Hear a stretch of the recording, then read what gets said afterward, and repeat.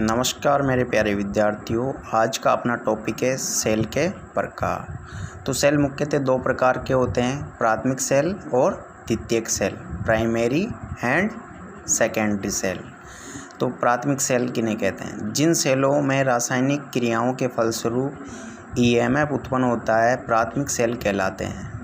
अर्थात हम कह सकते हैं कि रासायनिक ऊर्जा को विद्युत ऊर्जा में परिवर्तित करने वाली युक्ति प्राथमिक सेल कहलाती है।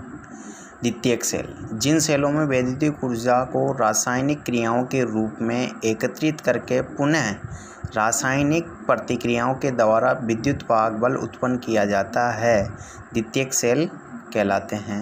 अर्थात विद्युत ऊर्जा को पहले रासायनिक ऊर्जा में एकत्रित किया जाता है और फिर रासायनिक ऊर्जा रासायनिक प्रतिक्रियाओं के कारण वैद्युतिक ऊर्जा को उत्पन्न करती है।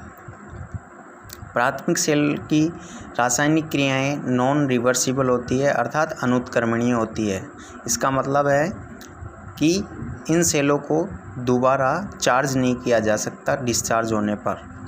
द्वितीयक सेल, इन सेलों की रासायनिक क्रियाएं रिवर्सिबल होती है यानी उत्क्रमणीय, अर्थात इन सेलों को डिस्चार्ज होने पर पुनः चार्ज करके काम में लिया जा सकता है।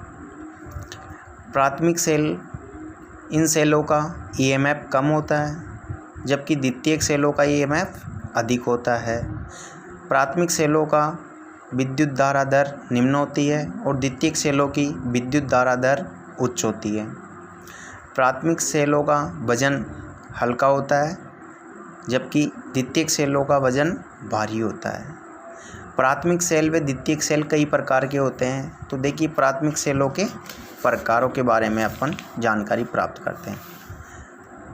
तो प्राथमिक सेल जैसे voltaic cell, Daniell cell, Leclanche cell, शुष्क cell, mercury cell, silver oxide cell, क्षारीय सेल आदि।